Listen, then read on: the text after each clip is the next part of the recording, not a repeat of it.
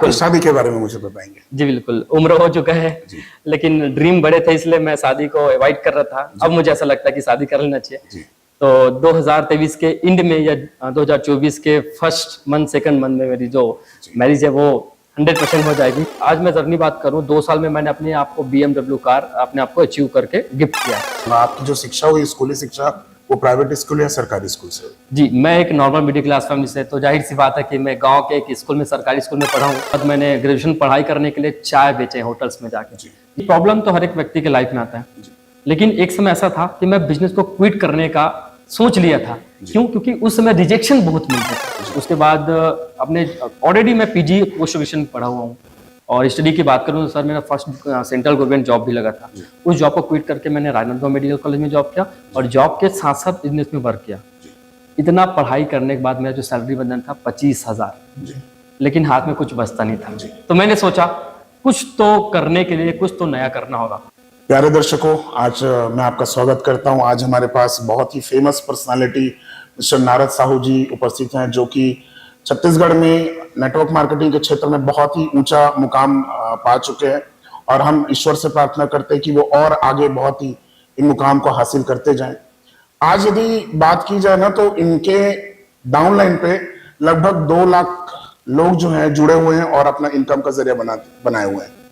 तो चलिए आज उनसे कुछ सीखते हैं, उनके लाइफ से कुछ हमको जानने को मिलेगा। तो सर, सबसे पहले मैं पूछना चाहूंगा कैसे हैं आप?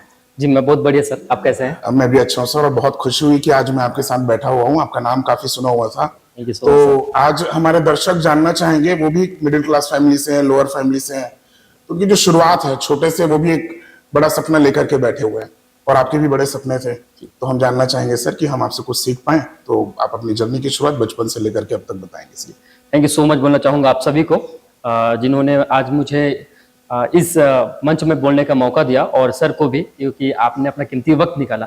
दोस्तों, मेरे बारे में बताना चाहूँगा कि मेरा नाम नारद साहू है और मैं बेसिकली छत्तीसगढ़ राजनांदगांव का रहने वाला हूँ। और आज से करीब 3.5 साल पहले मैंने एक डिसीजन लिया था इस बिजनेस के साथ काम करने का। लेकिन सपने बड़े थे, कोई अपॉर्चुनिटी, कोई अवसर मेरे पास में नहीं था, सिर्फ एक था जॉब के। लेकिन आप सभी को पता है कि जॉब से सिर्फ नीड या जरूरत पूरी हो सकते हैं, लेकिन हमारे ड्रीम को अगर पाने के लिए हम काम नहीं करेंगे तो और कौन करेगा। तो मुझे समझ में आया कि मैं अपने जॉब के साथ साथ बिजनेस में अगर वर्क करता हूँ तो हो सकता है मेरे लाइफ में कुछ ना कुछ चेंजेस आएंगे।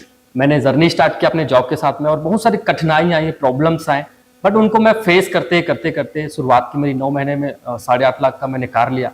एक नॉर्मल मिडिल क्लास फैमिली से बिलोंग करता हूँ। बचपन से पिताजी का साया नहीं है, उनका हाथ नहीं है, फिर भी कठिनाई और बढ़ती गई है, घर की जिम्मेदारियां थी। मुझे एक चीज समझ में आ गया कि अगर कोई लाइफ को बदल सकता है ना तो वो हम खुद हैं। क्या बात है, बहुत सर, इस बात को लेकर मैंने यही सोचा कि मेरे जगह कोई और व्यक्ति होता तो शायद ये बिजनेस नहीं करता, क्योंकि उनके पास में ऑप्शन था। लेकिन मैंने क्यों किया? सबसे पहली चीज तो मेरे ड्रीम बड़े हैं और बचपन से जो चीज देखते हैं वो चीज नहीं देखना चाहते थे, और वही चीज करते करते आज मैं जर्नी बात करूं, 2 साल में मैंने अपने आप को BMW कार अपने आप को अचीव करके गिफ्ट किया। मेरे लिए इम्पॉसिबल इसलिए था क्योंकि आज तक आपने कहीं सुना होगा कि नेटवर्क मार्केटिंग में 2 साल में BMW कार लेना ये इम्पॉसिबल है और लोग उस चीज को लेने के लिए सोचते हैं। बट मेरी सोच बदल गई इस बिजनेस में आने के बाद, और सबसे बड़ी बात यही है सर कि आज मैं तो आगे बढ़ पा रहा हूँ, मैं तो ग्रो कर पा रहा हूँ, लेकिन मेरे साथ में ऐसे कई लोग हैं जिनके ड्रीम को मैं फुलफिल करते जा रहा हूँ, वो अपने ड्रीम को फुलफिल करते जा रहे हैं। ये मेरे सौभाग्य की बात है कि आज मैं उनके साथ काम करके कहीं ना कहीं उनके रूप में मैं अपने आप को देख पा रहा हूँ। सर, एक सवाल यह है कि ज्यादातर लोग हम लोगों की शिक्षा की बात करते हैं, तो आपकी स्कूली शिक्षा के बारे में मैं जानना चाहूंगा। आपकी जो शिक्षा हुई स्कूली शिक्षा वो प्राइवेट स्कूल या सरकारी स्कूल से? जी, मैं एक नॉर्मल मिडिल क्लास फैमिली से, तो जाहिर सी बात है कि मैं गांव के एक स्कूल में, सरकारी स्कूल में पढ़ा हूँ और उस समय भी पैसे नहीं थे पढ़ाई करने के लिए। उसके बाद पिताजी का कछाया हटा, उसके बाद मैंने ग्रेजुएशन पढ़ाई करने के लिए चाय बेचे होटल्स में जाके। ये खराब कंडीशन मैंने फेस किया और ये खराब कंडीशन फेस करते करते मुझे लगा, अपने ऊपर विश्वास आया कि मैं कुछ कर सकता हूँ, कुछ बड़ा कर सकता हूँ। और जैसे जैसे मैंने काम किया, बताना चाहूंगा आपको कि प्रॉब्लम तो हर एक व्यक्ति के लाइफ में आता है, लेकिन एक समय ऐसा था कि मैं बिजनेस को क्विट करने का सोच लिया था। क्यों? क्योंकि उस समय रिजेक्शन बहुत मिलते थे, बहुत ही ज्यादा रिजेक्शन मिलते थे। और उसके बाद अपने ऑलरेडी मैं पीजी पोस्ट ग्रेजुएशन पढ़ा हुआ हूँ और स्टडी की बात करूँ तो सर मेरा फर्स्ट सेंट्रल गवर्नमेंट जॉब भी लगा था। उस जॉब को क्विट करके मैंने राजनांदगांव मेडिकल कॉलेज में जॉब किया और जॉब के साथ साथ बिजनेस में वर्क किया। इतना पढ़ाई करने के बाद मेरा जो सैलरी बंधन था 25,000, जी लेकिन हाथ में कुछ बचता नहीं था। तो मैंने सोचा कुछ तो करने के लिए कुछ तो नया करना होगा। बस उसी समय मैंने ठान लिया अब तो कुछ करना ही है। मैं बाई चांस इस बिजनेस में आया था, चॉइस करके कभी नहीं आया था मैं बिजनेस में कि मुझे ये नेटवर्क मार्केटिंग करना है। मैं बाई चांस गलती से आ गया, और गलती से आ तो जाते हैं लेकिन गलती से सक्सेस नहीं हो पाएंगे। आपको मेहनत और काम करना होगा। स्कूली शिक्षा बहुत अच्छा है मेरा, और कहीं ना कहीं मैं 10th में 12th में अच्छा एक मिडिल एवरेज पर्सन था, मैं एवरेज स्टूडेंट था मैं। बट ये चीज था कि नहीं कुछ तो होगा, बड़ा होगा, और मैं काम। से तो लोगों को बहुत मुश्किल से जॉब मिलता है, और गवर्नमेंट जॉब मिल पाना अपने आप में बहुत बड़ी बात है। लेकिन सर आपने 2-2 बार अपना गवर्नमेंट जॉब क्विट किया है आपने, तो उसके लिए बहुत हिम्मत चाहिए। तो आप अपने दर्शकों को, आपके जो फॉलोअर्स हैं उनको ऐसा साहस वाला कदम उठाने के लिए आप क्या बोलना चाहेंगे? देखिए, गवर्नमेंट जॉब कोई ऐसा नहीं कि हर एक व्यक्ति गवर्नमेंट जॉब करेंगे या उनका लगेगा। किस्मत से कुछ लोगों को गवर्नमेंट जॉब मिलता है, हर एक व्यक्ति को जॉब नहीं मिल सकता। और मुझे तो ऑलरेडी 2 बार मिला हुआ है। मैंने जॉब क्विट क्यों किया ये आज मैं इनके बारे में बताना चाहूंगा डिटेल से। कभी कभी लगता क्या है कि हम गवर्नमेंट जॉब के पीछे भागते रहते हैं, हमारा एजुकेशन ठीक रहता है, कभी कभी हम कास्ट को लेकर, कभी और कुछ चीजों को लेकर हम पढ़ाई करते हैं, सिर्फ गवर्नमेंट जॉब के पीछे हम भागते रहते हैं। मैंने भी भागा, मैंने पीएससी का कोचिंग किया, मैंने बहुत सारी चीज नीट वगैरह का कोचिंग भी किया कि आगे मैं डॉक्टर बनूं, ये सब करूं। बट मेरे से नहीं हो पाया। एक एवरेज स्टूडेंट था, वो पॉसिबल नहीं था।